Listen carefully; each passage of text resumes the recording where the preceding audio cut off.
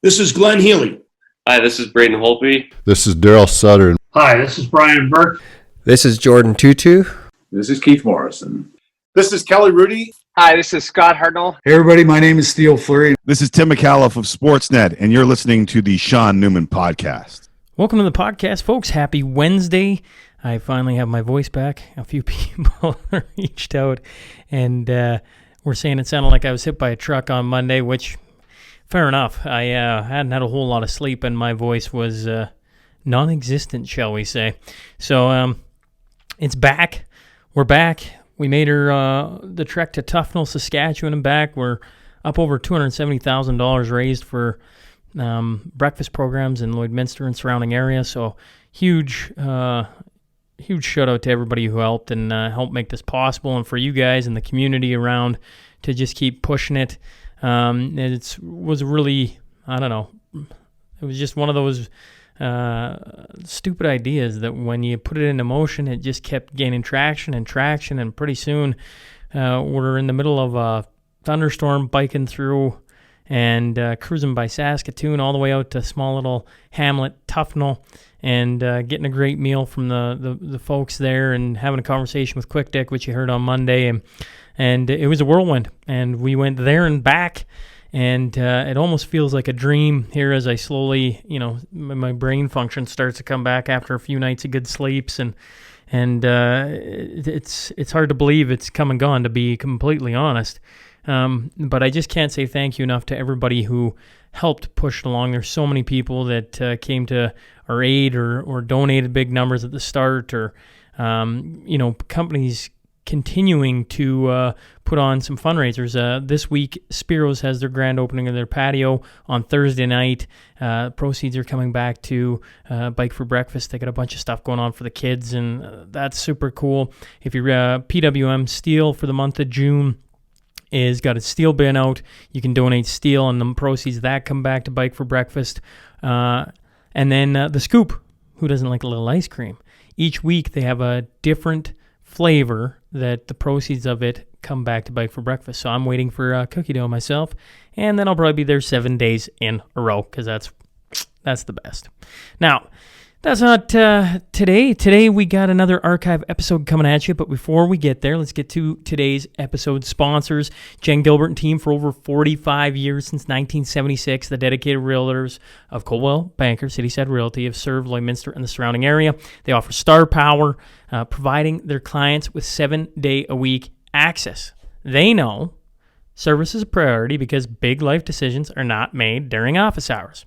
And in the current environment, they've adopted virtual reality with this technology. They have the ability to show you homes with live video walkthroughs of properties, and your transactions can be completed using emails and electronic signings.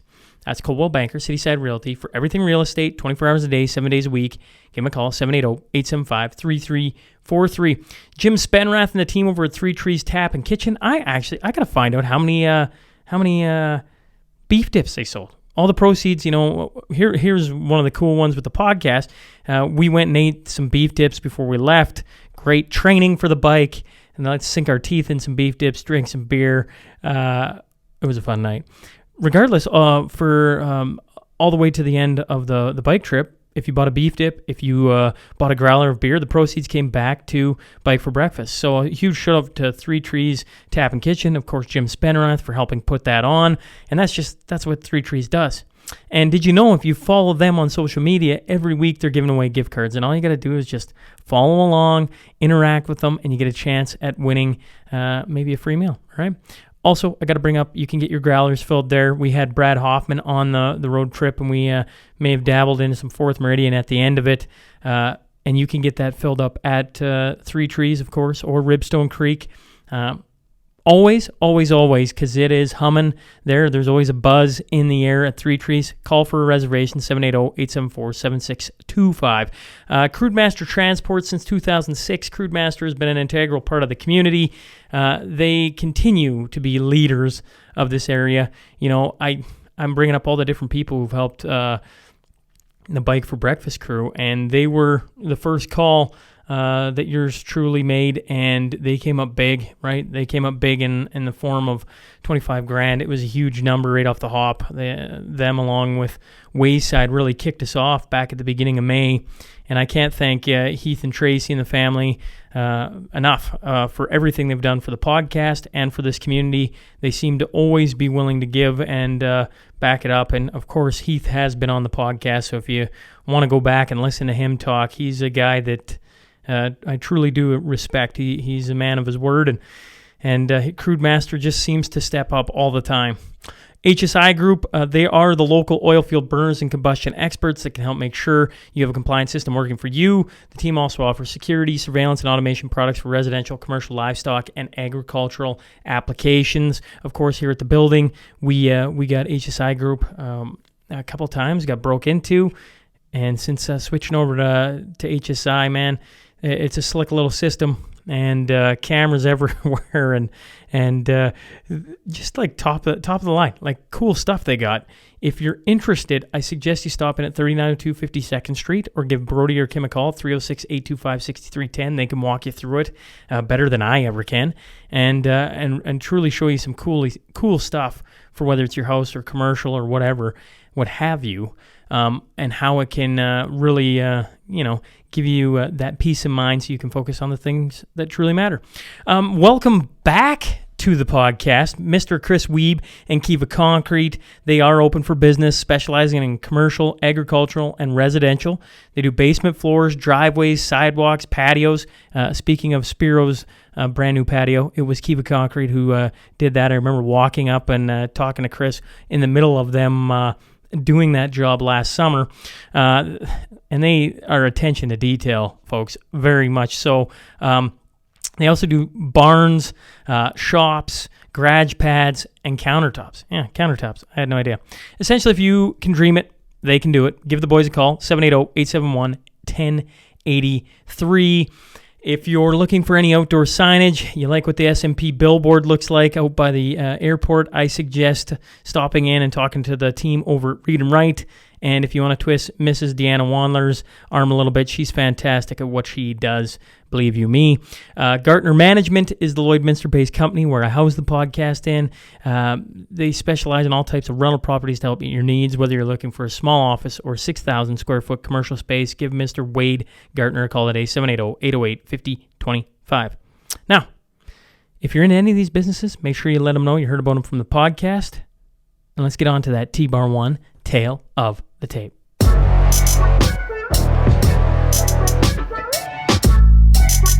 Born in 1944, originally from Ottawa, Ontario, he attended school at Notre Dame, was an instructor in the Army, married for 50 plus years, lawyer, judge, volunteer, family man, and community pillar. I'm talking about Peter Johnston. So buckle up, here we go.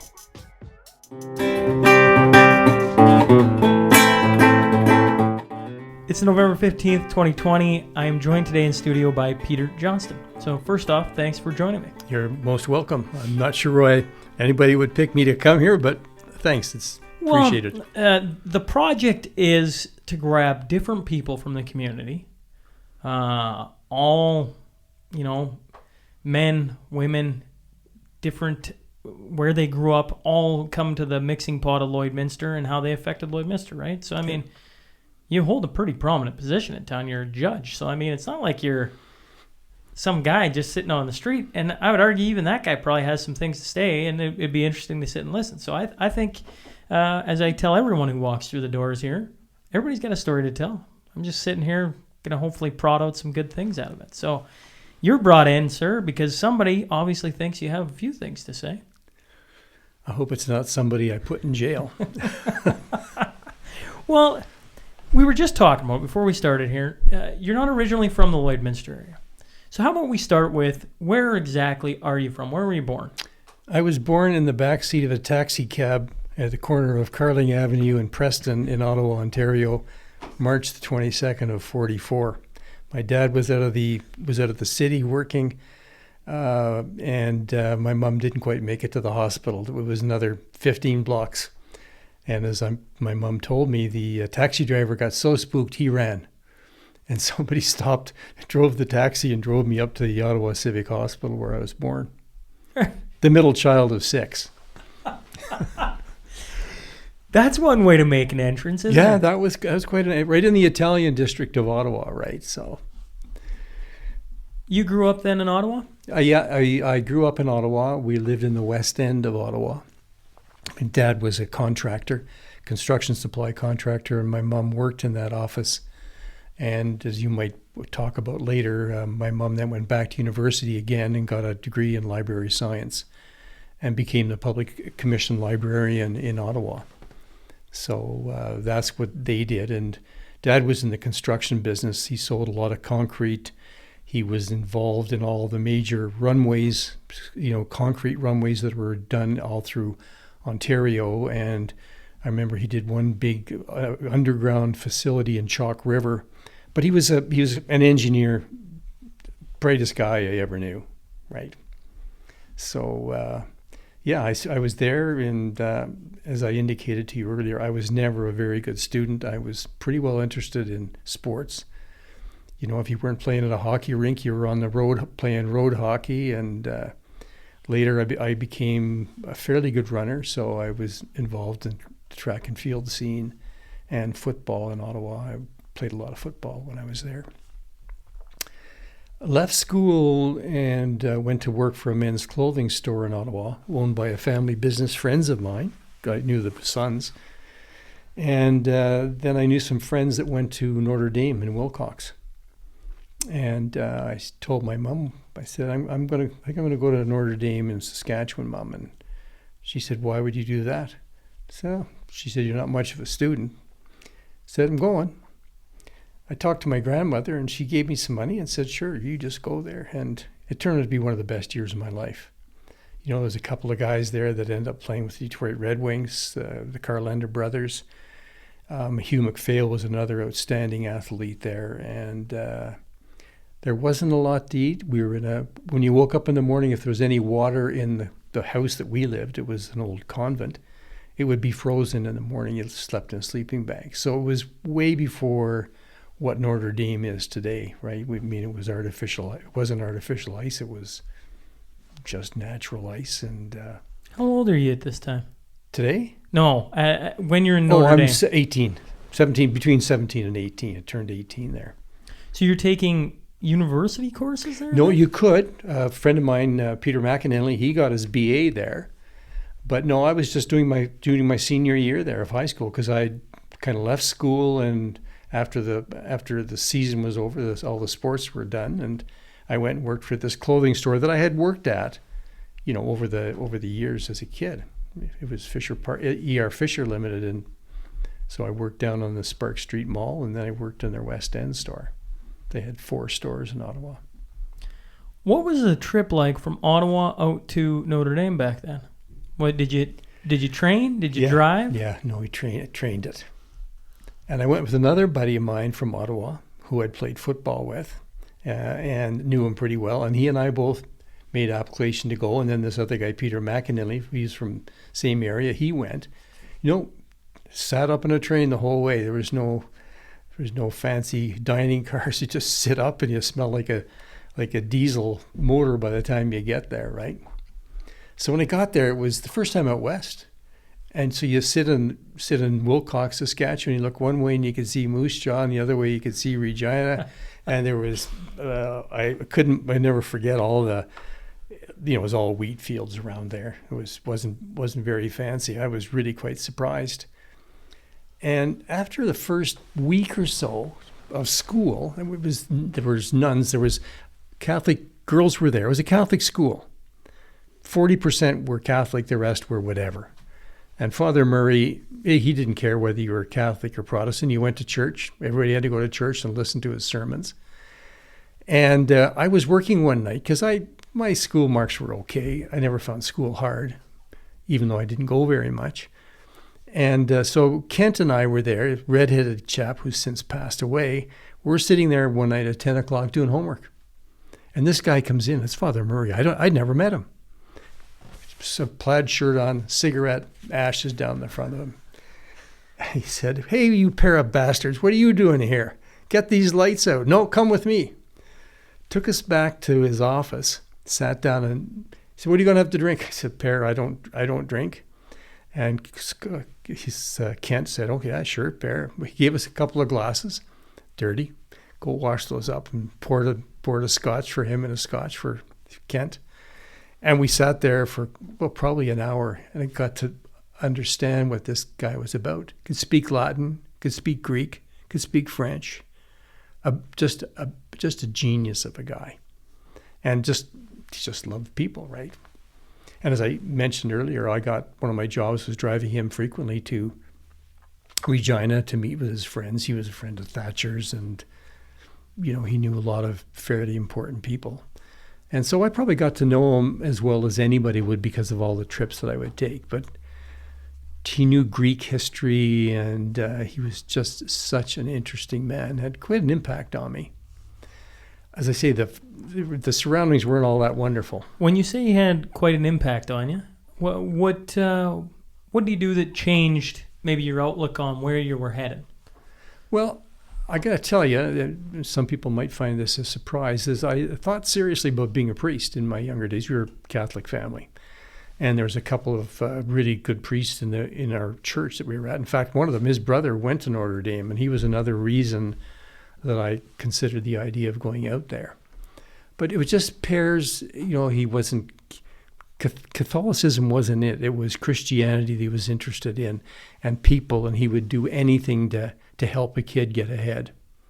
And, he went through some pretty tough times in the 30s, and there's lots of old hounds around this city that went to that school and came back here and played hockey with the Border Kings in later years. And it's just his down to earth, his view on life. He was a real philosopher.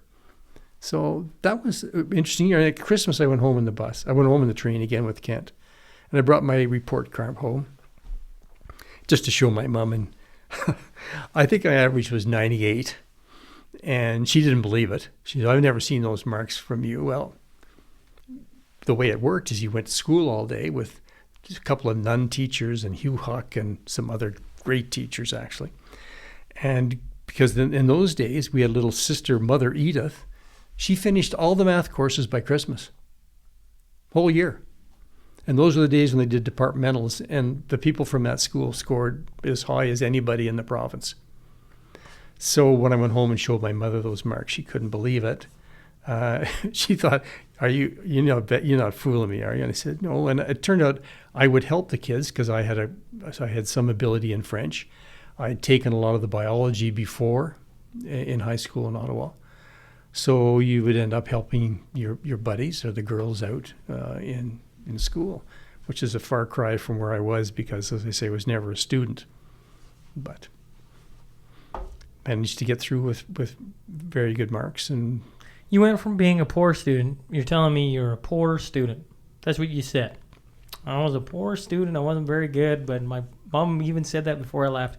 And you came back with 98? Yeah, I didn't have to go to school a lot to learn. If I talked to you, and I remember a lot of what we heard. I have a sister my older sister's a lawyer, and she's a totally gifted person with photographic memory. There's not many that do it, but she would pick up a piece of paper and it was a duplicator. She just knows it all. And she's 80 now and still working for the government as a pension specialist lawyer in Ottawa. Wow. So, Mom and Dad were both very bright. My dad was incredibly smart, but they both were. And some genetic base there that I could learn if I wanted to. And even when I went to law school and arts, I had a job at the Bay when I went to school to keep myself in school at University of Saskatchewan, where I went to later on, met my wife. I worked a lot more and worked to make money than I probably did at school. And you say when you took the train out, it's the first time coming out west. What are some other things you remember about that time? You paint a pretty vivid picture of it being very cold, flat, not having a whole lot going on. What else sticks out about that time? Like, obviously, you're you mentioned hounds an awful lot. Like, it's a brotherhood, which I assume it is, because you It's a culture that Notre Dame has created there, and when you go there, and once a hound, always a hound, or something along that mantra, I assume. And you can see that it means very much to you. So what are some other things about that time that stick out? You're gonna laugh at this. I'm not a very big man, but food. There wasn't very much food when you're at Notre Dame, right? And I didn't have a lot of money. You'd go to the mess hall, and there would be a loaf of bread on the table. Here's a typical Friday. Loaf of bread on the table. There'd be 10 guys at that table. No butter. And you get beans, and if you're lucky, there'd be 1 or maybe 2 pieces of hot dog in there. Any dreams I had about being home was about food. My mother was a wonderful cook. And so I think being hungry, I think I left there at 138 pounds. I mean, not that I'm that big, as you can tell. Still, 138. 138, and so maybe that's why I was fast, but I would have gone out there at 150, And I think it was the guys. It was and a couple of girls from the convent were end up to be good friends because you were in class with them and you'd debate with them and all that sort of thing. But it was the friendships that you made. There was just some incredibly good guys. We'd go out. One of the guys had a Volkswagen. You'd go out hunting prairie chicken, and so it was really. It certainly made a difference to me because of the camaraderie that was there. In our current state with the pandemic going on and, running out of toilet paper and such oddities, do you ever just think back to that and think, man, we don't realize how good we got it? Really? I mean, when you think about a loaf of bread between 10 guys, think about that. Yeah, because you'd go there for breakfast, and there'd be toast. And if you want anything in toast, there was lard on the table. That's what you would use, not butter, not margarine. Did you ever get homesick? Did you ever go what did I do? No, I didn't, because I was, really involved in the sporting side of things. I wasn't good enough to make the first grade of hockey there. Played a lot of hockey, but I was in football, and I was good. I played pretty well in lacrosse. So I was a pretty good athlete, and so it was great. I liked the sporting side of things. And school, it was they were serious about school. People think, that. So you're finished your classes all day. Then there's 2 hours, and you got to stay there in that study hall. And one of the teachers would sit there and watch, make sure that it was done. And I remember this one guy, and he stayed there afterwards. He was sitting across from the teacher, and he's mucking around. I don't know what he was doing. And Huey Huck just reached across and gave him a right cross, broke his jaw. So there was another guy that was there too. That was, you make sure you did your work. And he just looked over at one of the guys. It was Gary Rogers. And his dad used to own Rogers Shoes here in Lloydminster. Gary, take him to the hospital. That's all he said. Never got out of his chair, and then just picked this guy up, took him to Regina, got his teeth wired together, and he came back. It was rough and tumble, right? And if you were a new boy, they'd make it rough on you, and you'd have to run for the senior guys, do favors for them. But there was none of this stuff that you hear about today. Some of these terrible things where kids are beaten up and I think sexually abused as part of the getting into the hockey, getting into these hockey teams. And I've seen enough of that even through the courts to know that it exists. So that wasn't the situation. Nobody was ever beaten up but it's just different times. It's different times, Sean. You bet. Can you imagine sending your kids somewhere or them going somewhere and only being a loaf of bread? Yeah, see, my parents wouldn't have known, I don't think. You never ever wrote letters back or said, hey, this is a pretty cool little place. I suggest not coming for a visit for a while, though. Well, they wouldn't have come out. There were 6 kids in the family. And I'm not afraid to admit it. My dad had an alcohol problem. And I can remember in 1964, he made over $1 million in his business. That was big time stuff. And by 1957, he got his alcohol was on a runaway, and he turned himself to some friends in AA, people who became friends. And so my mom went back to university, 6 of us in school, got her degree. Her degree was from Toronto. So she got her second degree and became a librarian. So she had her hands full. Dad struggled, after he quit drinking. And then he pretty well committed his life to helping people with alcohol problems in AA.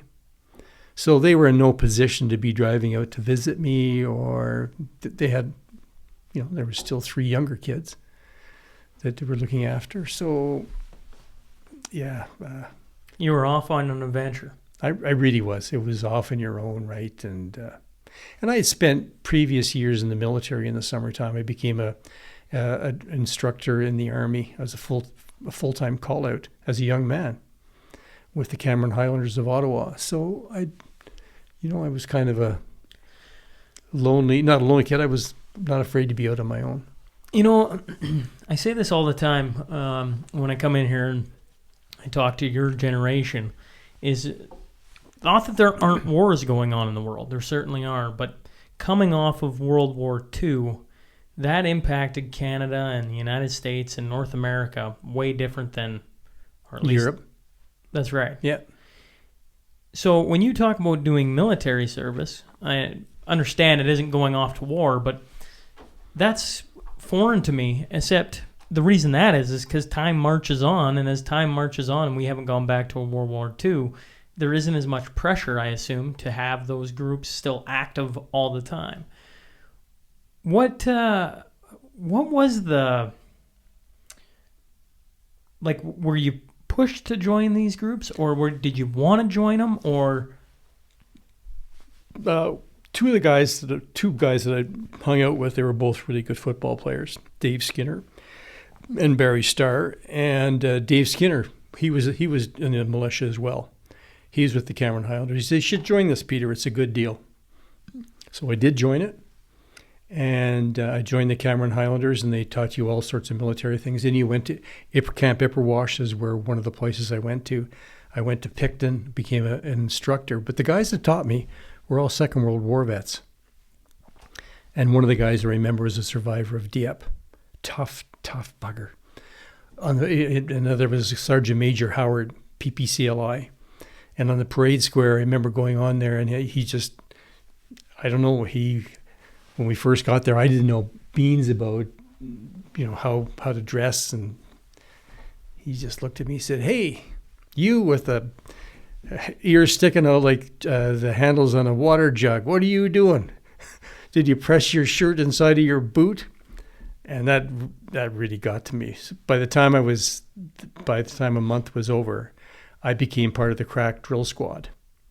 I wasn't going anywhere without knowing exactly what to do. And I met a guy named Paul Cuthbert who had spent a couple of years there, and he helped me have my boots capped, and I had shirts tailored and knew how to block my hat.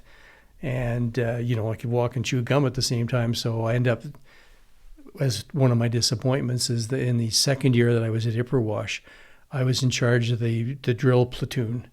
And my mom and dad came to see it, and they had trouble with their brakes, and they never made it for the march past. And I was, I'm the guy that's in front, telling everybody eyes front and all that sort of thing. So I went on to instruct in Picton, Ontario. And those were the days when Bobby Hull and Dennis Hull were playing ball there. I remember going and seeing some of their ball games.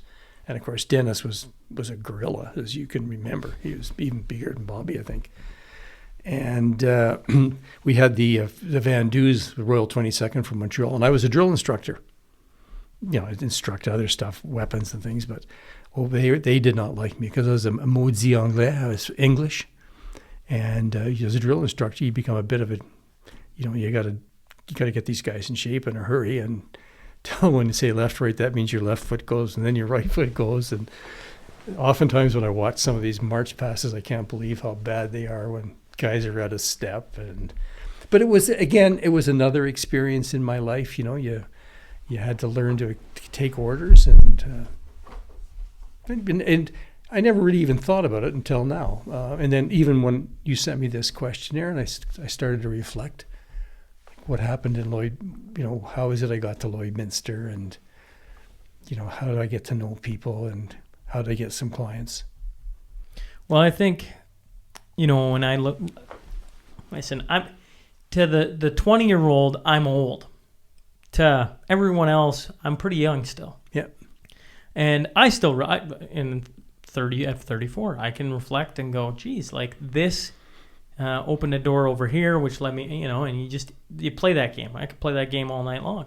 And what's cool about having you guys come through is you get to hear about some of those little things that maybe they altered your life ever so slightly, but they obviously taught you some very valuable lessons. And being in the drill squad and having, World War II vets around you that had been through some, let's just call it what it is, some serious shit. I mean, it's hard not to have them say something and not be like, okay, right? That's pretty cool. Yeah, because I remember as we were at the range with the Bren guns, and this one guy I told you that was, he had survived Dieppe, and he said, we set it up as opposed to just shooting multiple rounds. It was 450 to 500 rounds a minute for the Bren gun. It was 303 shells. And he said, I could kill people from a mile away. And I said, really? And he set it up, factored into the wind, and hit the bullseye about 5 times out of 10 a mile away. And so when you look at this November 11th, and I watched it all the time, and you see those shows and what those guys went through, then you realize how lucky we are. Here we are, a whole generation that never knew war. You and me and your dad and your grandpa, and I suppose Horace would have been around for the First World War and Second World War, and is it Don and Days? Don and Dora. Don would have been around for both. He would have been a young man for the first one, and then the second one he would have been, and is probably right around my age. Yeah. Right. Like it's good. I find it very interesting to talk about people who've even experienced being around people that were in it, because, I had Cy Campbell on the actual podcast. Yeah. And Cy Campbell is 90. He'd be turning 96 this year, I think. Geez, maybe he is 96, because it was a year ago at least. Anyways, when I interviewed him, he was 94. Was active as all could be. Lives in UND, Saskatchewan. And flew 36 missions over enemy territory in World War II, and talked as crystal clear as you could get about it, and made the hair on your arms rise, right? Oh, yeah. But so many of those stories have disappeared because, you got to be pretty much 100 now to recall a lot of that. 92 is the average age of Second World War vet now. Well, there you go. Yeah, 92. And so they're disappearing fast. And a pandemic like this that is very hard on that age group, they're falling away even quicker. Yeah, so it seems to be really hard on people to have to wear a mask. It just sends me crazy when people whine and complain. It's... Well, when you put it in comparison to, some of the things that the generation before mine had to do, and were asked to put on a mask, it doesn't make a whole lot of sense. But I always go back to with the wife, people just love to complain. I'm sure back in your generation, they complained about something. They had to have complained about something. There had to have been one thing, whether it was the neighbor or whether it was, I don't know. There's always something to complain about, because even when you're on the best day, you can find something to complain about. Yeah, I guess I'm old enough now that I count my lucky stars with my family, and because as you asked me how long you've been married, well, I met this girl at the University of Saskatchewan in September of '67. I saw her walking down the hallway at STM, which was the Catholic college at U of S. So I'm going to marry her, and did. You said you were going to marry her? Yeah, I'm going to marry that girl. When you saw her? Yeah. When was it? I'm always... The reason I ask this, okay, I met my wife at college. On the first day I was on campus, I walked right by her, gave her the coldest shoulder, and didn't think anything of it because I thought my shit didn't stink, so to speak.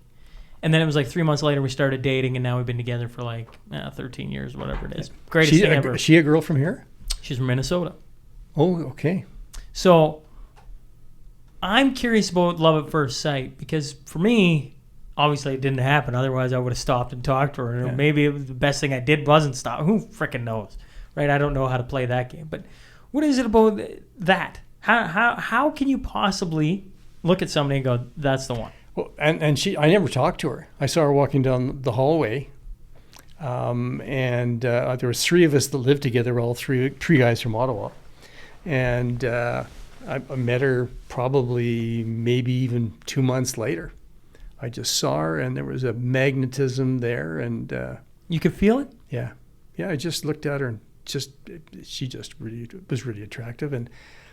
What did she say when you went and talked to her? What was the first thing you said to her? Well, at the college in those days, there was a lot of music, and I played guitar and banjo, and so there was Saturday night they would have deals where people would come and perform, and I went there and sang, and she was there and sang with a group, and she was in the Glee Club, which was a pretty big thing, and they cut records. They were that good. I wasn't that good, and I also played at church. You did folk services, and so that's where I met her. Probably got to know her, and I knew a lot of Gordy Lightfoot stuff, and I knew Kingston Trio and all. There was music probably that drew us quite a bit together then. Yeah, so there you are, 52 years later, and I'm just really lucky. We're good pals. 52 years of marriage together. 52 years of marriage. So you just had your 50th anniversary. 52nd. Just had our 52nd in July. Yeah. In July. Yeah. Another cool string or theme that happens in these is a lot of the community pillars that come through this room have really good personal lives. Like they have strong values, I would say. What have you learned over 52 years of being with the same partner? Like, what possible lessons or can you share with everybody? I could share that I have probably a very patient partner. Because, Sean, when you start from nothing, you come here and you don't have a single client, right? But I'd been in court a lot, so anybody that was in trouble, I had relative success, they would come to me. And as the practice grew, it became demanding, and it was one of the questions you ask here was something that really toughest time in your life was the practice took my life over. In the last 5 years, I had so many clients, I had so many commitments, I had partners that didn't work as hard as I did. They want to be gone at 4 or 5, and I'd be there, go back every night. I'd be there on a lot of weekends. And I was fortunate. I had some great clients over the years. And it just, I didn't see a lot of them. We didn't take many holidays because I was trying to build this practice. 4 kids on a farm. She was a farm girl, raised in a big farm in Delmas, and raised all our own food, and raised our own chickens and pigs, and survived because it was lean year. I think that first year, my gross income was $1,800. What? $1,800. $1,800. Yeah, gross. Net. It was a net income. Yeah. You came to Lloydminster. And the first year as a lawyer, you netted $1,800. Okay, but you got to qualify that. I opened up on Labor Day, September, until that Christmas, and my income was $1,800. And when I articled, I was making $400 a month, and then I had this period of time when I didn't have any money. But she was a teacher, so. She was carrying the bacon.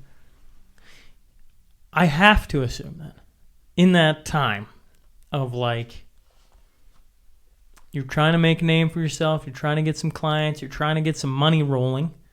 Do you got kids at this time? Yeah, we had one son, Greg, and I had him at university, second year law school. He was born. So along this road, there had to have been some second guessing. Some going like, maybe this isn't going to work out. Maybe we should move to Saskatoon. Maybe I should go take a job under somebody else. No. None of that? No. Knew right from the start? By the time had written my exams and the bar exams and got admitted, I'm going to do it. I'm going to make a name and I'm going to have a practice, and it's going to be a good practice. Never looked back. Never wanted to move to the city. In the questions you asked me, I had a very strong agricultural base. My first big clients were Willoughby Brothers, Howard and John and Harry. They had the Willoughby Trucking. It was a big business then. They were probably the biggest haulers.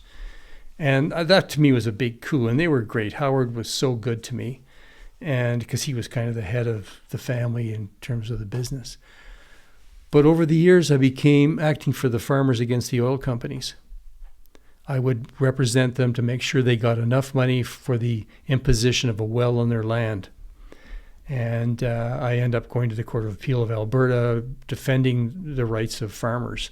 So I became very involved in the farm community. A guy you wouldn't maybe know him, Dennis Wobitzer, had a feedlot west of town, and I lived out there. Jack Tingley was my neighbor. Jack was big into cattle, and when there wasn't much going on, I'd be over helping Jack check cattle, pull calves, and got to know his dad, John, who had Tingley Implements north of the tracks in those days. I just got steered over to the agricultural side, and it still exists. I have a lot of my good friends are from the farming community, including neighbors of yours and of your family, right? So Wobitzer was who owned this feedlot, university educated, very, very bright guy, and I bought cattle from him. I thought it would be a write-off for tax. It really wasn't anything. It was just being involved in the industry that I loved. And, when Richie Davies became a good friend, and Mac Creech Mac and Pat Creech are great friends of ours. And so that's kind of where I end up steering off to the agricultural side, not so much on the commercial guys building houses and stuff. And although I did work for Ray Nelson, but that was a lot more on a personal side of what I did for Ray than, any of his business dealings, although there were some for sure. So, yeah, and I still have those strong roots to the agricultural community. That fascinates me. Did it take long to build that practice in? You talk about 1,800 in the first year, but I mean, it's the first quarter essentially of your practice. Yeah, Sean, it did take a while. I mean, the good clients, they knew they were with George Bainton. George, as I told you, an amazing guy. He was a mentor to me and a model. And Ben Gulak had been here. He was with Miner and Gulak, and Miner was one of the early mayors in Lloydminster. And then a classmate of mine, Wally Moskell, went with that firm as well. And I guess I was lucky because the lawyers in this town were really a good bunch of people. They would help, and they were honest. They weren't out just to make money, right? I haven't asked this yet. How do you end up in Lloyd then? I mean, you're from Ottawa. Yeah. You basically land in Notre Dame, Wilcox, for a year. Did you like the West that much then that you come back? No, I did like it. I went back to Ottawa to University of Ottawa. Actually, it was St. Pat's College, which became part of Carleton University. My sister was the vice president of the student council, and I went as Catholic college. And I went back, and again, I wasn't a brilliant student, but I did all right.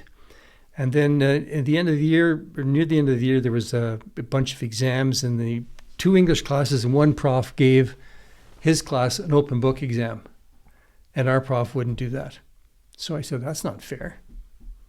So I started a strike. And it didn't go well. In fact, they said, we really don't need you back here next year if you're interested in coming back to St. Pat's. So two friends of mine that I went to school with and went to Notre Dame with, we end up saying, let's go west. There was a woman that my mother knew from being the Public Service Commission librarian there from Saskatoon. And I said, let's go to U of S. My great uncle was a Catholic priest who was the head of the order, the Basilians. And there was the Basilians ran the Catholic College in Saskatoon. So it all sort of tumbled together. And I said, let's go. We'll go out there. This girl that knew my mom from Saskatoon, she said, would you take my car back out to Saskatoon? So three of us, Kent, Barry, and I, took her car and drove out to Saskatoon. And then it wasn't long before I met Leonor. And then I thought, I think I'll stay here. I remember going out to the farm, go out during combine season. And I don't think the grandmother didn't trust me. She thought I was the hired man. She thought I was Italian because in those days I had black, long, curly hair. So here's this Englishman in a very strong French community. There were some of the uncles, Sean, wouldn't speak to you in English. So it'd be your senior year high school French that you're trying to get by on. But I did. There was one uncle, very clever guy. Kids, he had a big family and doctors and lawyers and accountants. And his name was Robert Roy, mon oncle Robert. And he wouldn't speak English. But I'd speak French, and he was just so happy that I'd give it a whirl, eh? So we taught our kids actually French till about grade 4. And then my vocabulary kind of got a little weak at grade 4. And there wasn't any French class at that time. There wasn't any French radio. So my wife, who is French, just let it go. And the kids still say, why didn't you teach us French today? They wish they had the second language, although they learned Spanish. And so, yeah. How do you see? I always like to point out this out. I don't know if this is a romantic or what, but you protest, and by protesting leads you to U of S where you meet your wife, and it's love at first sight. I don't know what that is. I'm still trying to figure that out, like what, if that's the universe or the whatnot. But I always love seeing that in people's stories, that one simple choice closes a door and opens another one, and that door leads down this hallway, which becomes the rest of your life, right? And I think for a lot of people, if they ever listen to this, that's the beauty about every day, is you just never know what's coming. What door's going to open? What Absolutely. door's going to close? Yeah. So Delmas is 60 miles from Lloydminster. But I had a connection to Lloydminster before I even went to University of Saskatchewan. Okay, I'm listening. So I had a girlfriend in grade 12, and she and I are still very close friends. And she had a cousin that was moving to Ottawa from Lloydminster. Her dad was a pharmacist here in town. Mother was teacher at the Composite High School, the high school in Lloydminster. And it turned out I ended up dating her through that first year at St. Pat's College. And so I learned about a lot of the people in Lloydminster through her. The people would come and visit. And she and I are still very, very good friends to this day. And her brother came, I remember when they came, Dick came, the name was Ellis. Well, Bob Ellis used to have he used to be a pharmacist right here in town. And the son Dick came and he told me I was the quarterback for the Lloydminster football team, and said, it was in the summertime. Well, come on, we'll go. We play ball all summer. You came to Lloyd to play football? No.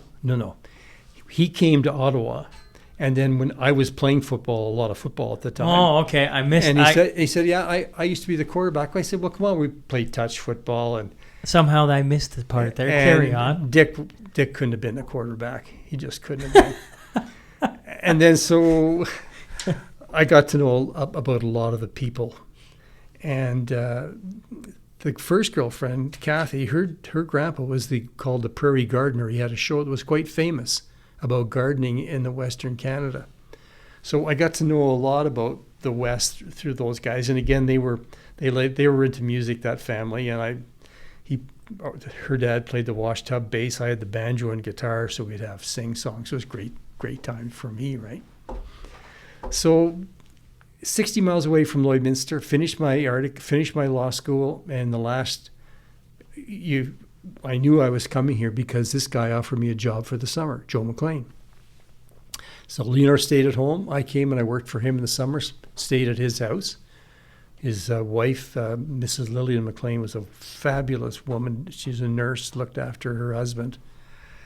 And so I spent 2 summers working here. And so in those times, I got to know an awful lot of people because all I would be doing was criminal law. I resented it somewhat, Sean, because a good set of articles as a principal, and I've been principal to a number of lawyers, you got to give them a taste of everything that happens in law practice. Here's what happens in the real estate business. This is what happens in corporate commercial. This is what happens in estate law. All I did was criminal. I mean, I loved it. I loved being in court. Ran the very first 08 case that was ever run in Lloydminster and won it. And so I guess that opened a lot of doors, but 08? over 08. Impaired. You're talking impaired. Okay. Yeah. That's where my brain went, but I better. Yeah. And by winning it, you mean you convicted a guy of drinking and driving? Oh, or no, got I him saved off? him. Saved him, right? The police, they had the breathalyzer in those days, in the early days. It was called the Borkenstein Breathalyzer Model 600A. And I studied that machine. I knew that machine better than any guy that ever operated it here, just because if I'm going to do it, I want to be prepared, right? That was part of maybe my military things. You're always prepared. Be prepared. I mean, that's the scouts, but it was certainly the military. And they were very surprised. And after I won that, I ended up doing quite a few of those cases. A lot of guys that were drinking and driving, and there was ways to beat it, and they had to follow a certain procedure. So, and interestingly enough, that led me to a lot of guys would come to me for drug cases. And in those days, pretty serious stuff. What is pretty serious stuff? Everything about drugs was serious. I had a guy that would have gone to jail in high school, and he was growing a marijuana plant at his mother's house, and just told her it was part of a high school project. He said it was Glorious Sativa. Some kid ratted him out. Cultivation of marijuana was an offense you could go to jail for a long time on.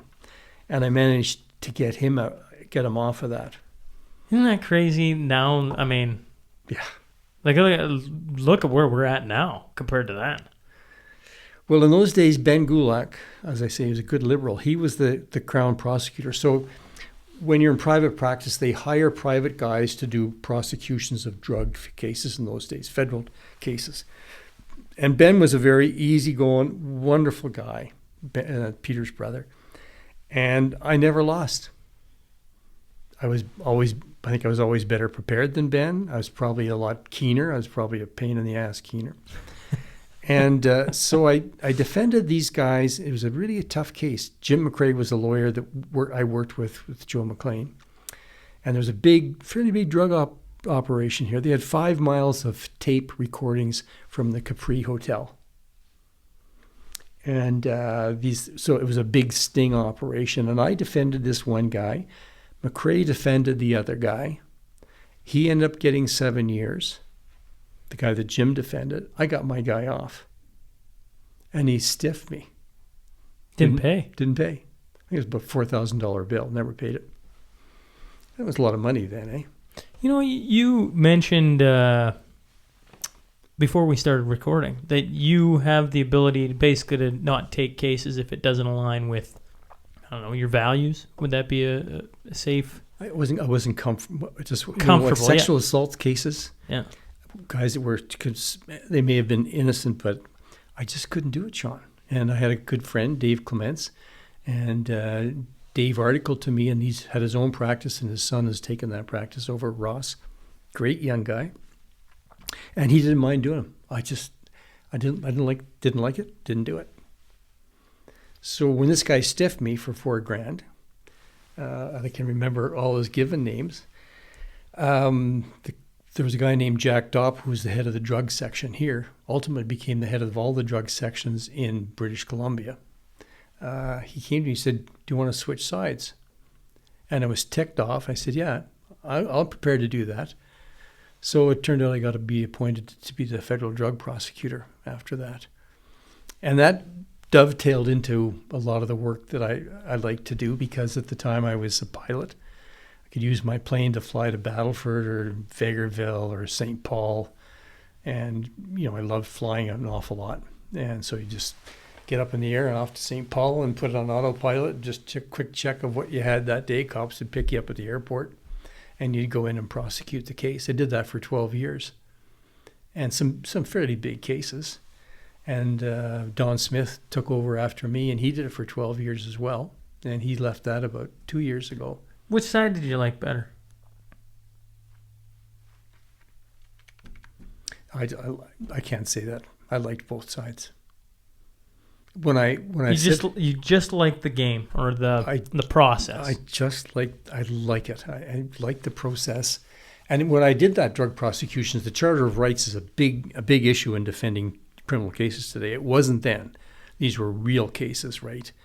And I think I can remember losing 2 cases in 12 years.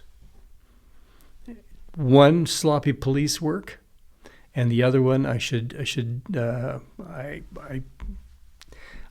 lost it, but I did because of, again, poor police work. And it was an interesting case because it was an undercover operation, and it was over at not David's Steakhouse. What was the place before that? Amigos. A lot of the drug cases were in Amigos. So they did an undercover operation.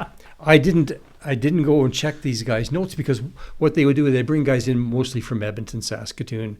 They'd have earrings and long hair, and they're undercover guys. And I'd go to their safe house. They'd have a place in Lloydminster, and they would tell me who they're after and what they were doing, and I would check their notes. Because your notes, I would tell the policeman, those are your Achilles heel. If you got lousy notes, you're not going to win. So this guy was up for selling undercover, and I think it was hash. And so good defense counsel was Jim McRae. Said, well, can you tell me what he was wearing that night you were over at Amigos? Yeah, jeans and a T-shirt. Well, I'm looking at your notes here, Constable, because you have to give him your notes. I don't see anything about he was wearing. No, that's what he was wearing. At the end of the day, defense calls his mother. He said, Mike lives at home and has for a long time, and I do all his washing. He doesn't own a pair of jeans. He only wears corduroys. Judge Tippett, that was good enough for him. Lost the case. Notes. So even now, when I sit as a judge, you can just tell. And there's oftentimes I'll talk to the policeman after and say, listen, the case even last week, those notes are absolutely critical. You may not think it's important. It may be a 0-8 case, but what happens if it's a murder case and you got poor notes, and you can say I don't remember, or you might say something and then you correct yourself, and then defense says, well, what is it? Do you remember, or you don't remember, or are you making it up just to cover yourself? As a defense lawyer, I would be that mean. I'd be going after the police pretty hard. So anyway, I ended up doing that. And the other case that I lost was 5 pounds of pure coke. Marshall, Saskatchewan. Lazy cop. He stops these guys. And there's at the time the Charter of Rights was a big issue then. Stops these 2 guys driving an Audi outside of Marshall for speeding. The cop stops him and then he says, who are you? To the passenger. And the guy tells him who his name is. He checks him out. And he's got a warrant for his arrest for not paying a speeding ticket. And he says, well, I want to search your car. He goes in, he comes back, he's got one of the jackets. He said, this jacket's got about $5,000 cash, and what is that? What are you doing? Guy said, well, we were buying cars in Montreal, and a lot of the deals are cash. Okay, I'm just going to look again. They didn't know what he was looking for. He would have to say, I want to search the trunk, or I want to search this, and get permission. He had no reason to believe that they had drugs in the car. Opens the trunk, opens the suitcase, and in there is a Coors 6-pack, cardboard 6-pack. Inside is 2 keys of pure coke. It was 98%, the purest coke that I had ever seen in the years that I practiced. Supreme Court of Canada came out, said that's an illegal search. Gone. Just because he didn't do his job the right way. He could have put questions upon questions, and and done the proper search. Now, the good thing was they seized the Audi, so they don't get that back because he's transporting drugs. Jack Dopp, this guy was telling you about, I said, we should just let him go. I said, why? Well, he said, he's going to have to answer to somebody about 2 keys of coke gone, and the cops let him go. He said that would have been justice. Of course, I didn't agree with him, but they got off. So I have multiple things that come to mind right now. One is, what do you think of all the current views towards the police? Defund the police. Get rid of the police. Police are terrible. Yeah. There sure are 2 sides to that story, but I have to be critical of the police to some extent because their training I don't think is that good. I often worry about the type of individuals that want to be police. You may have friends that are in the force, but I see bullies. I see people who the job goes to their head. They're not trained. They're not trained to go to court. You get these guys. I've had a sergeant. I remember this. 5 years. I was a judge during my being a judge. 5 years, never been in a courtroom. His evidence was crap. Just the poorest evidence because he'd never been there. They don't have enough time, or they don't train them well enough. Defund them, not a chance.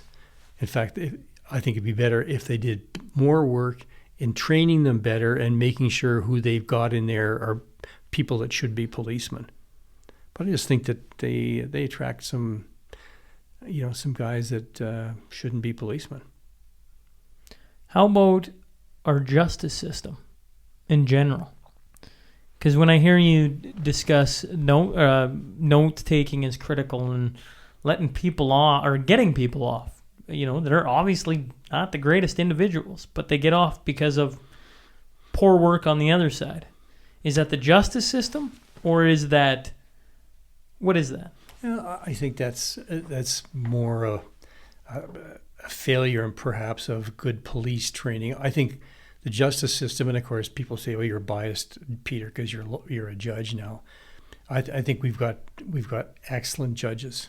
They do a really, really good job. And if someone loses a case, oftentimes it's because of it's poor police work. Right? I mean, you got to prove that the guy's guilty beyond a reasonable doubt. That's the job of the Crown. And the defense, that's their job, is not to get the guy free. They're there to make sure the Crown proves their case beyond a reasonable doubt. And in my time as a judge, I became the president of the Alberta Judges Association. I traveled the country on behalf of our court. Got to meet a lot of judges across the province, and the 20% rule is probably still there. 20% of the guys you play hockey with they don't want to work real hard. They're just there. And there's 20%, I think, that would much rather be in the golf course. And I absolutely passionate about the job that I did. I didn't give a damn what time the hours were. I finished one case at 1:00 in the morning, and lawyers were whining about it. I did one in Wainwright one night that we went till 11. Female lawyer who I didn't particularly like. When are we going to take a break for lunch? I said, we don't break for lunch. I got clerks here. They have to go back to Vermilion. They got to travel home. A lot of them came from farms. I said, we're just going to try and get through the day. This girl said, well, we're going to have a break for supper then. And the guy was very wealthy, in charge of the 08. It was a big golf tournament, Oilman's golf tournament in Wainwright. And he and his big Dodge 4x4 thought he should go over a couple of bridges on the golf course and a couple of greens. And yes, out of it. And I said, no, we're going ahead with it. Well, what about supper? I said, look, if you've got a blood sugar problem, I'll take the time you need. Otherwise, we're going. We finished at 11. And I convicted the guy. It's pretty obvious. And it's a different job being a judge in the country than being in the city. So I come out of my back room, now dressed like a human, not with my robes. And the guy's there. And he said, hey, I want to talk to you. I said, sure. He said, you convicted me. You stayed and you made sure that I could get on with my life today rather than putting this off. Thank you. And took my time and talked to the guy, and so he does his year without a license, right?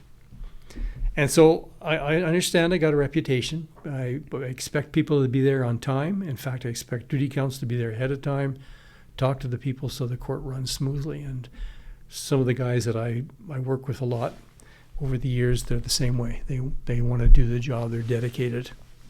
Some of them think that they've been elevated to the, I don't know, they're elevated but Sean, you know it as well as I do. In what you do in your work, there's guys that work, and there's guys that just get away with the least possible work. That is life. All of life. All life, sure. Yes. And maybe 20% is a high rule. I don't think I know 20. Because there was 128 judges. I'm the president of that association. I know every one of them by their first name. And, travel the entire province. So you get to know these guys. And the Alberta Provincial Court, they've got some just outstanding judges. Did you always want to be in law? No. How did you stumble into law? I wanted to be. You mentioned you wanted to be a priest. Well, yeah. Okay. Well, then I found women, and then there was I found the opposite sex, and that didn't last long.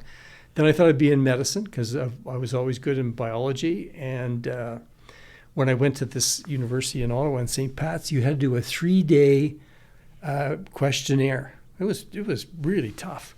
And at the end of the day, they would say, "This is what you ought to be," right? Okay. So by the time I finished, they said you should not be an architect, because one of the things they had you do, there's boxes you had to put together, and then they would show you where the window was on one side, and when you put this box together, the window had to be there. I just finally said B. But anyway, they said I should look at medicine or law. Went to the University of Saskatchewan. One of the priests that was there was a friend of my mom's family, Father O'Donnell. Taught me Shakespeare, and he said, met with him, had coffee. What do you want to do? I think I want to get my master's in English, and I could be a teacher. He said, you can be a lousy teacher, Peter. He said, think about something else. He said, maybe you should give law a try. And I didn't have this driving urge to be a lawyer, but I said, okay, I'll give that one a whirl. I miss brutal honesty. My grandmother, Dora, used to have a way of just brutal honesty, but no malice to it. Like, she wasn't trying to be rude. She was just, there's no point in telling you, something that isn't true. I'm going to tell you, walk in the door and, Sean, you're fat. Remember that? Remember that a couple times. And it's just like, oh, it's great to see you too, Grandma, right? But nobody else would tell it to you like it is, right? Or you look like whatever. I mean, as you can tell, I got a mustache today. It's Movember. I've had the same missing tooth now for 16 years, if you can believe that, off and on. And Grandma would tell it like it is. And I miss people like that. I find that it is a very hidden skill that not many people have, because it's hard to just, you shouldn't be a school teacher, right? Like, maybe it's easier to say that, I don't know. But for most people, yeah, you might be a decent school teacher, right? Don't want to actually hit it head on. That's pretty cool. Yeah, and he told you where the bear did his business, and he said, no, I don't think you'd be any good. And I liked English. It wasn't hard for me. And that was the part of my problem, even in school. There was nothing that was very hard for me. If I get serious, I remember I had this Latin teacher in high school, and I got a few good marks. I'd be 60, 65. And this guy, Matt Maroney, he said, yeah, you'll never accomplish anything. The next test, I got 100. Just, I'm going to show this asshole. But I thought that was in my mind. Same thing happened in math. Same thing happened in another history class. So if I was serious, I would do it. But otherwise, I wouldn't study, right? I think my daughter accuses me of being a little ADD. A little trouble focusing. And she said, yeah, it's your problem. You're maybe even ADDHD, And probably true, right? Speaking of kids, your daughter, and raising kids, you're a busy guy. What are some of your memories of having kids, and what did you try to pass down to them? Well, they say nice things about me now, but so we have 4 kids. One was born in Saskatoon, the first kid, Greg. Right. And it was in the St. Paul's Hospital. And you couldn't go in when the baby was being born. You couldn't go in. And I remember this nun said, "Oh, no, you can't go in during childbirth." And when I was there was another lady having a baby, and she's just down the hall. You could hear her screaming like a banshee, right? And she was a doctor and came from a big family of doctors in Saskatoon. And my wife would never say anything. She's just a good farm girl and suffered through it. I remember holding that Greg when the nun brought him out to me. And it was funny because my dad came to visit from Ottawa, and the time he took off, 5 minutes after 4 on that Monday, Greg was born. So that was a big thing. And you asked me about some of the memories about Lloydminster, and the other 3 kids were born here. Dr. Skeen delivered all 3 of them. Still one of my, another guy that I just absolutely loved. He was so good. And that was one of the biggest memories. Was first Jose was born, our first daughter.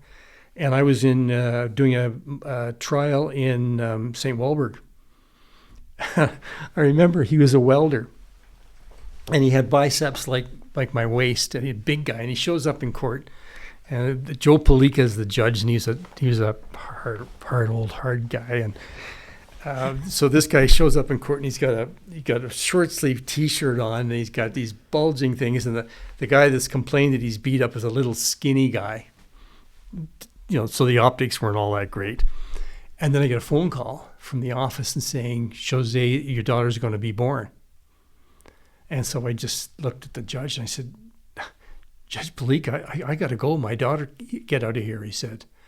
I was driving a Peugeot 504, and I think I probably set a speed record coming from St. Walburg to Lloyd. But I was there for the birth of Jose, and then Michelle, and then Luke, and they were all with John Skeen. And you could be in the delivery room, and that sort of thing didn't bother me. It was so those memories of my kids being born here, going to school here, they were big deals. And I think I often say, "Do you want to be in law?" And they said, "No, you work too hard." And they've all turned out to be just incredible workers, right? They're as bad or worse than I am. And unfortunately, 3 of them are in Toronto and 5 grandkids, which is really tough, and even more so with COVID, because we've now canceled 3 trips to Toronto. Well, as I was saying, my wife is from Minnesota. Whereabouts? Minneapolis. Minneapolis. And we're the only, she has 2 siblings, one recently married and another engaged, but no grandkids, right? So Dave and Teresa's grandkids sit in Little Lloydminster, Alberta, Saskatchewan. And it's going to be, I don't know, year and a half before, it'll be next summer, realistically, before To get to see them all again. They've met all 3, and they've all, they once or twice a year we go down there, they come up here. But I tell you what, it's been since Christmas. It'll be a year here coming up in Christmas since we last saw them, and it doesn't look like it's getting anytime soon. No, because Minnesota's not doing well. No, so I feel your pain. Like, or I understand your pain. I shouldn't say I feel it, because I get to be around my kids all the time, but I understand that my kids don't get to see half their family an awful lot, and it doesn't look like it's going to happen anytime soon. And I can tell you, Sean, I'm just lucky because my very best friends in my life are my kids. We share a ton. My one son, our youngest son's an architect. We live on 80 acres west of Lloyd. We've built all kinds of stuff out there, big stone oven, and we did all kinds of things together. We built them. When he got his house in Toronto, I went down there, and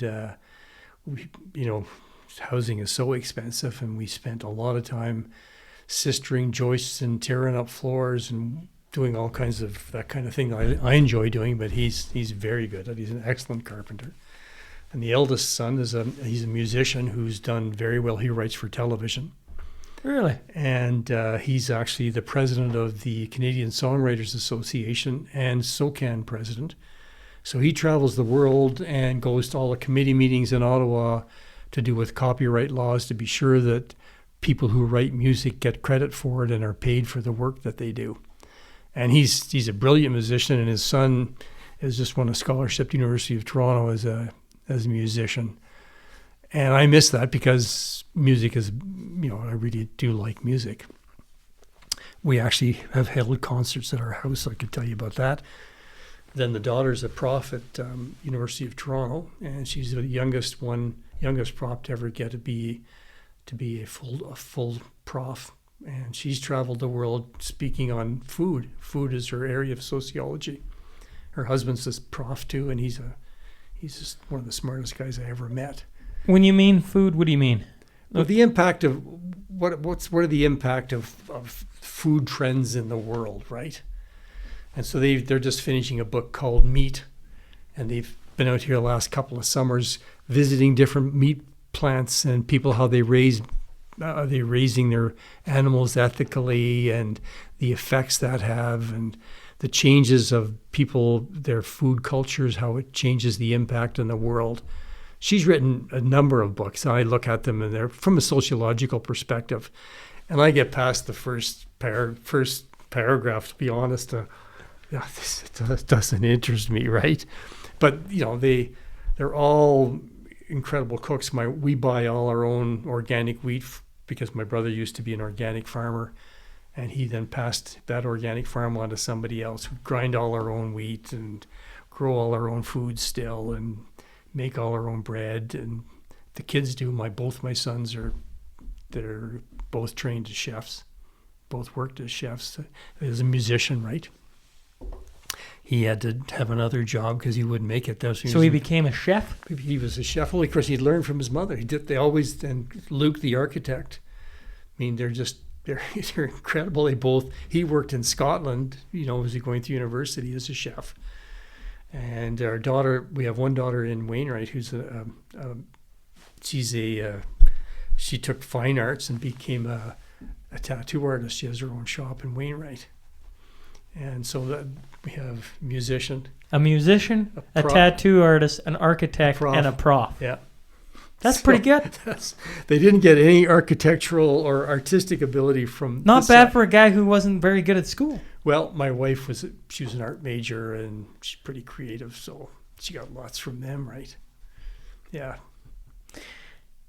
I want to ask, I've watched, I don't know why it's come up in the last little bit, but I don't know whether it's just been a movie or two that's caught my brain. I keep forgetting about it, but for a guy who's involved in law, as far as I know in Canada, in your lifetime, that it's never happened, but in the States, the draft, Vietnam, do you remember growing up and kids being called to war? Do you remember that point in time in life? No. I remember the draft dodgers that came here, but no. Do you remember any thoughts on the States and how they were doing it? No, it wasn't a big thing for me. How about then, in your lifetime thus far, because you'd be 44 and you'd be 76. Yeah. You've seen some very, very worldly things happen. Whether we're talking about living through the Cold War, whether you're talking about putting a man on the moon, whether you're talking about JFK, more recently, pandemic's going on right now, 9/11. I'm probably missing many. How about the Trump regime? Sure. Which is it's extremely troubling to me. I'm like a moth to a flame. I've got to read every day. I read for 2 hours of New York Times, Los Angeles Times, Chicago Tribune, anything I can get my hands on to see what's happening. And I think it's so very dangerous. He's still got 70 million votes, and he's still got these guys who are armed out there, militia guys in the woods. I really worry where we're going. Just frightens me. So that's what keeps you up at night then? Yeah, that's what keeps me up at night. You know what's crazy about that, Peter, is I have friends, and I do not read 2 hours a day. So take this with a very big grain of salt. I have friends that totally believe in the Trump. I have friends that totally believe in Biden. And all I can see right now, whether you're talking Canada or the United States, is it seems so glaringly obvious to me that it's almost like right down the middle. It's like 50% of the population is over here. 50% of the population is over here. And every year that goes by, it gets more like combative. Like you're an idiot, and you're an idiot for thinking that, and that's the language that's used. Not even like, well, you got your own beliefs, and it's okay. Yeah, there's no centrists anymore, right? They were just polar opposites. And maybe Biden, if he ever gets in, God knows what's going to happen. Maybe, and he's had a history of being able to pull some of the sides into the middle and getting to agree. But certainly Trump hasn't done that. And so a lot of the friends, I did a lot of work in the oil business too. I actually represented a lot of guys. And I saw a lot of friends who are as right-wing as can be, and it's so far from where I am. You know, I'm a centrist. I'd like to see the left looked after and have, but it just frightens me. Sean, I don't know where we're going. But these guys, I'm afraid there's going to be bloodshed in the States. And I think you're absolutely accurate that you see that seeping its way into Canada, right?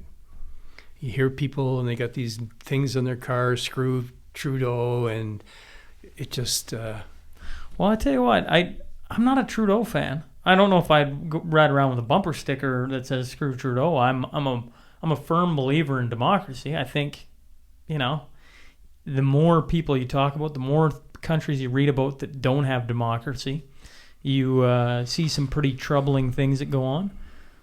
But I don't know if tomorrow. Well, actually, I know for a fact tomorrow I don't want somebody to go and assassinate Trudeau just to get rid of him. I think that's extreme. Actually, what I find troubling in my own brain is how 50% of the population can love Trudeau, and I can be on the other side and be like, I really don't like Trudeau. Yeah, I don't think you get 50% that do, but honestly, whatever percent it is, there's a lot of smart people on that side. Oh. I can recognize that and go like, what am I missing that they see? That's what troubles me, and maybe I'm wrong on this. The longer I go, the more I just think people are concerned about their bubble. So if Trump came in and affected our bubble in a good way, people would love him. And if Trump came in and shut down the oil patch, people would hate him. And now if you move to Edmonton, it changes. And if you move to Calgary, it changes. And if you move to Drayton Valley, it changes. If you move over to Saskatchewan, it changes. And everybody has these little bubbles. And somehow those bubbles have either gotten smaller or bigger. I'm not sure what. But everybody's stuck in their bubble and can't see past it. Even with all the technology we have, I think the messaging doesn't go across. The lining of the bubbles are getting ever thicker, right? Yes. They just don't. They can't. They get opaque. Can't see through it. Can't see the other side. And it bothers me, of course, with COVID now that I can't see the kids, and it really is troubling because there was projects there I was going to go and help with because, I can do some things that help fix up houses and whatever, and can't do it. I was saying to the wife the other day, Peter, that I'm like, I forget who said it, and I can't remember the quote exactly, but it was just talking about you can't fix the world, but you can have your own little piece of paradise, essentially. And here in Lloyd, we got a great little community, and we can do things in Lloyd to help boost up, our community and, positivity. And, listen, my wife's a school teacher. She sees on a daily basis how some kids don't get breakfast, don't come to school in winter clothing, do not have a great home life. That's on our doorstep, right? And we're looking across country trying to figure things out over there when we could solve some things here in Lloyd. What's some things in Lloyd that you've seen that have been a good thing or been a part of? Freddie North. Look what Freddie North's done. I acted for Freddie years ago when he was just driving truck for Willoughby's. Freddie North has just given an incredible number of dollars to the community. Ray Nelson. Everybody, there was a certain element of jealousy, I think, with Ray because of his success. But I knew him. On a personal basis, I was a close friend with Ray. and I saw the things that he did to help people. Just, so I saw that over the course of my time in Lloydminster. When I started to think about people, Ray Nelson, there was Dr. Elmer Smith, the Hemstock building, that's Dr. Jim Hemstock, great guy. The Harris brothers, Jim Kep. There were so many people that I came into contact with, and I'm not an evangelical. In fact, I'm just probably a kind of a fallen away Catholic, but I saw some of the things that people did. I mean, just look at what Freddie, just a simple guy who ran a truck, and he's given away millions. And if Freddie is listening to this, I've tried, and I would love to have Freddie come in here and talk. You'd have to bring Freddie's wife because she's a strong. That's a strong partnership, and but I will gladly say it. Have both of them in would be perfect. I've done couples before, so Freddie, bring your wife. Yeah, she's and Freddie's just a humble little guy who has done so much. But people need to understand, what people are doing in the community. But he's so humble. He probably you'd have to drag him through the door. Lily his wife may come in, drag him in with her. She's a little more outspoken. But seriously, look at what we've done in Lloydminster, And so one of the things I was involved with, and I'll tell you, is the Slimthorpe Recovery Center. I was a founding director of the Recovery Center when it was in the nurses' residence here at the hospital in Lloydminster that no longer exists where it used to exist. Ron Harris was there. Slim Thorpe was there. Jim Hemstock, the doctor, was there. Ron Harris was part of the original group. And look, I see what they've done for people. As I indicated to you, my dad had an addiction to alcohol. He joined AA. He was in AA for 30 years. When he died, I went home to the funeral in Ottawa. I hadn't been home for a long time. Church was jammed. We had a wake in Ottawa. You would go to the funeral home and you would meet. And I was just blown away by the number of people that said, I don't know what I'm going to do without Mason, my dad, without him being here to help me. And so when you ask me who are the people that had the biggest impact, it's my mom and dad. It's probably the same, maybe even your grandparents as well, because you're in more of a isolated community.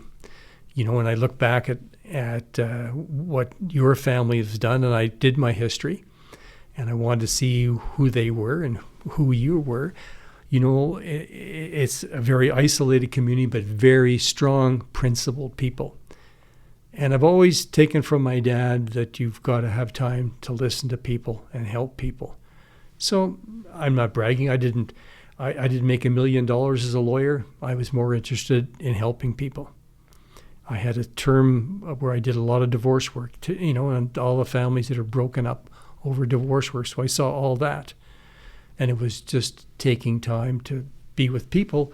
And at the end of my matrimonial career, I became a collaborative lawyer. Two people wanted a divorce. Each of them would get a lawyer, and they were called collaborative lawyers. And that lawyer's job, my job, if I was acting for the wife or the husband, was to try and bring this couple together and try and resolve the fact you can't live together. You got kids. How are you going to resolve this? Because I do family court. I did as a judge. I hardly ran any family court trials because before we started, I just thought about my dad. Take time, try and let these people have an opportunity to talk. Listen to them, and I was never in a hurry. I was never in a hurry to get to the golf course, not just because I'm a terrible golfer, but I just loved having been given the opportunity to do what I do.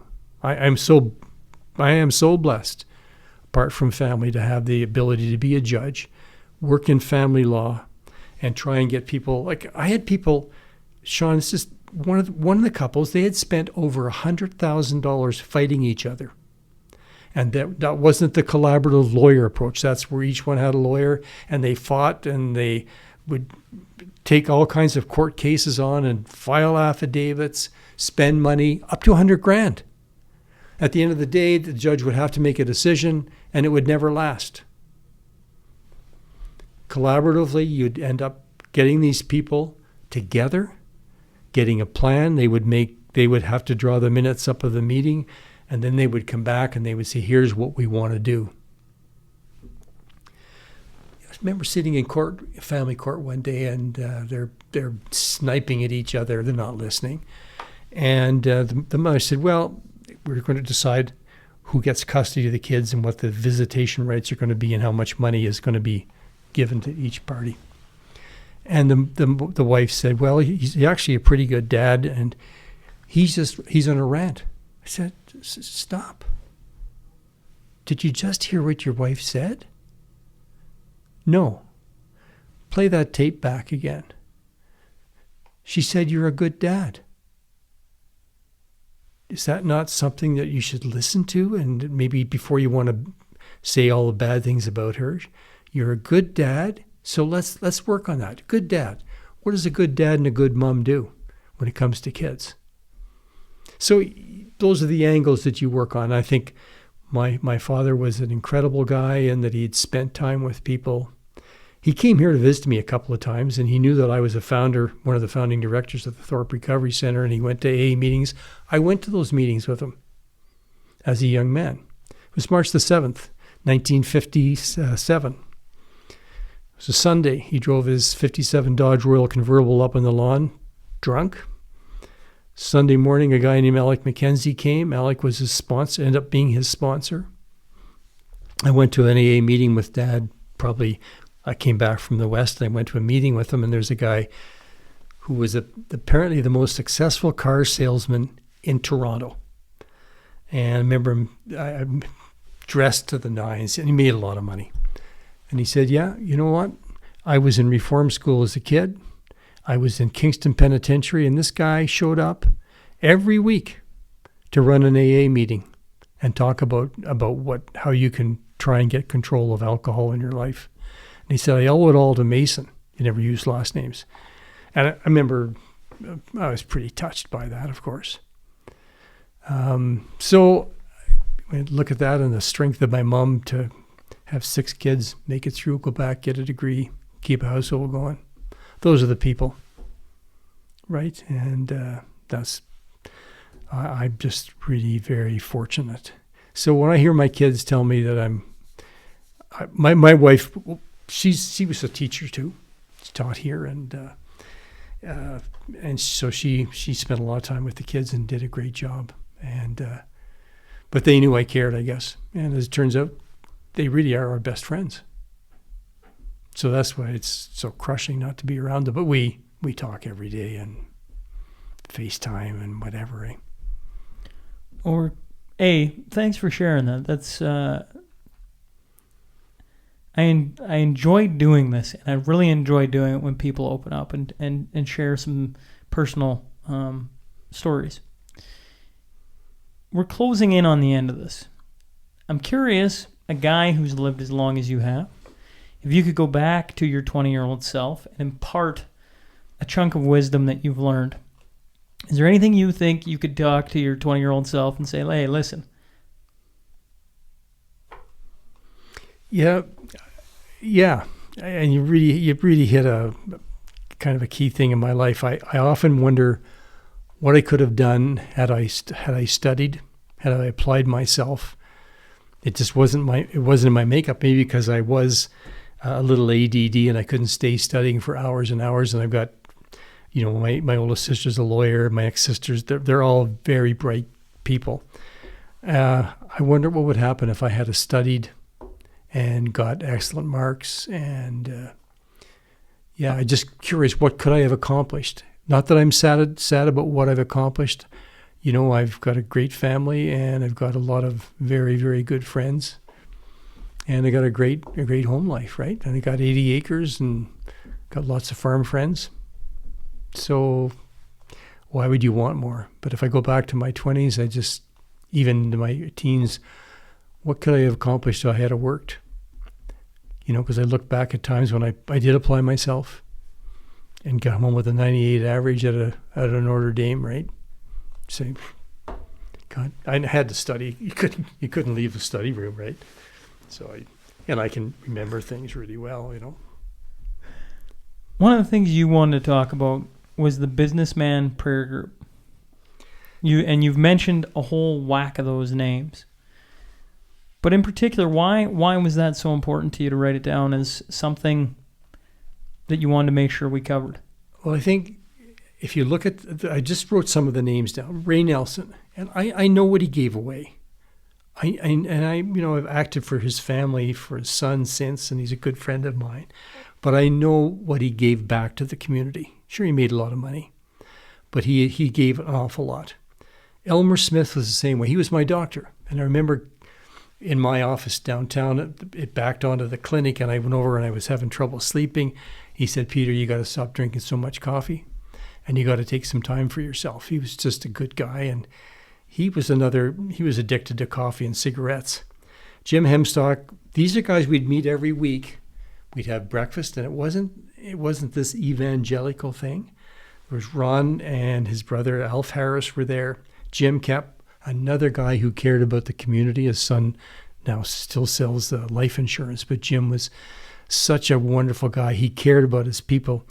And like Jim came out and sold me the London life insurance. I remember him coming to our house out to the farm. And it was supper. It was after supper. We're putting the kids to bed. And I said, "Well, Jim, we got to put the kids to bed, and we have a time when we sing." And the kids were little, and I had my guitar out, and we were singing songs in French. And I turned around. He's in tears seeing this, right? But it was important to us, and he just had time. He was another anchor in this community. And the Willoughbys were great guys. Dr. Skeen, all these people, they were stabilizers, right? They were stable influence on me, and they would help me whenever I needed help. I was lucky I wasn't a drinker, smoker, and,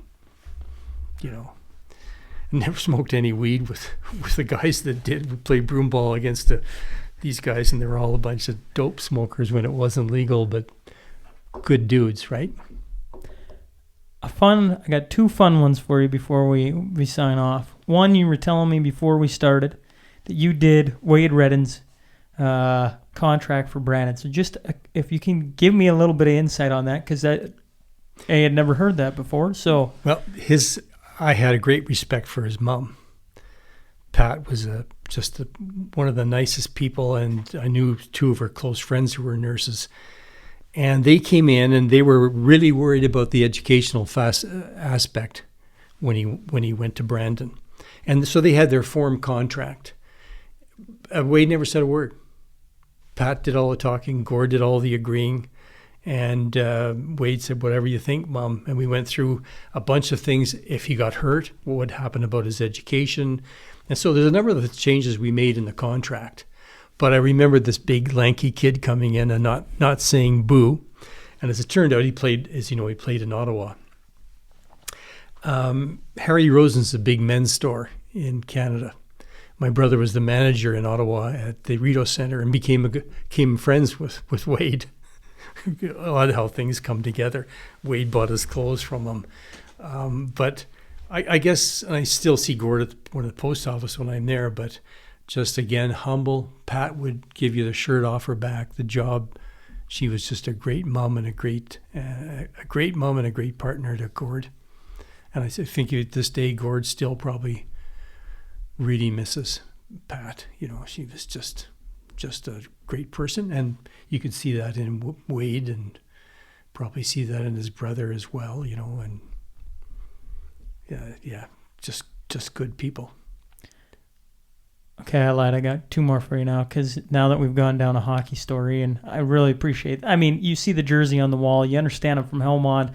My brother grew up playing with Wade. My dad grew up coaching Wade, and all the, Dad and Gord coached together, and us as kids watched that group go on. And then, Wade to have the career he did, it's awesome. You also saw the other guy I got up in the dressing room, in the studio, is Mr. Hockey, and you got an opportunity to meet Mr. Hockey, Mr. Gordie Howe. Yeah.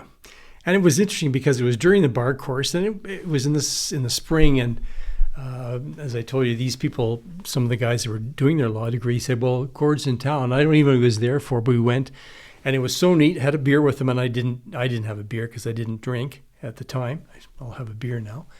And he was such a nice guy, and he was probably probably be 60 at the time, but just built.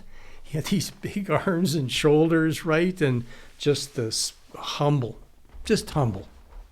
right? Just an amazing guy. What did you ask Mr. Hockey about? Or what did you guys talk about?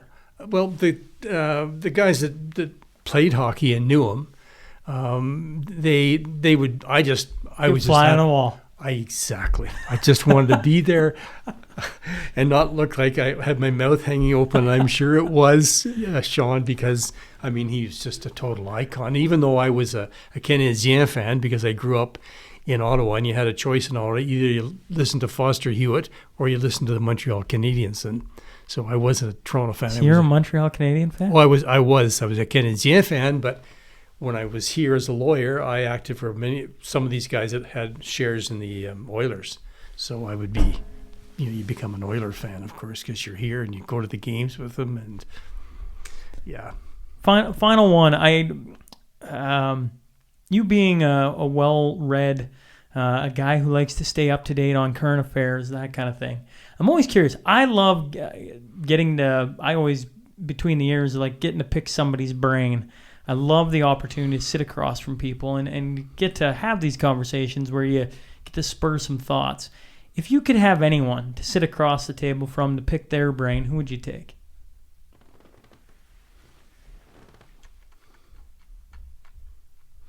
I had a classmate in law school. He worked for CBC after he left law school, and then he became a member of Parliament. And because politics interests me, I would love to sit down. He lost the last election, and Ralph Goodale. He lost the last election. He was a gold medalist. He worked for CBC. And during the tough times, they say he was often with Trudeau. He was the only adult in the room.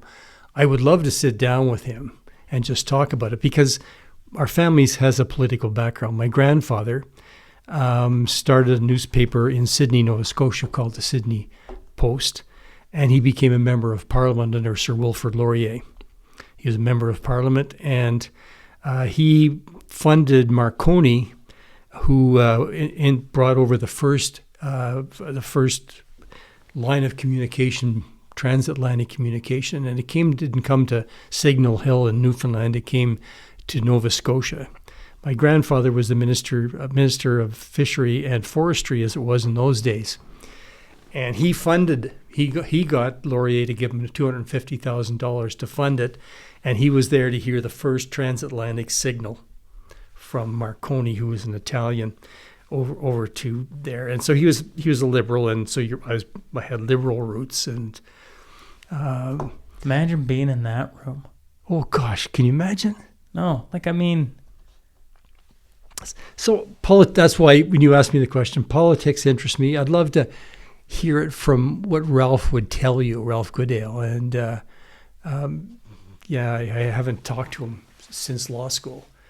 But just a brilliant guy, and he was one of those centrists.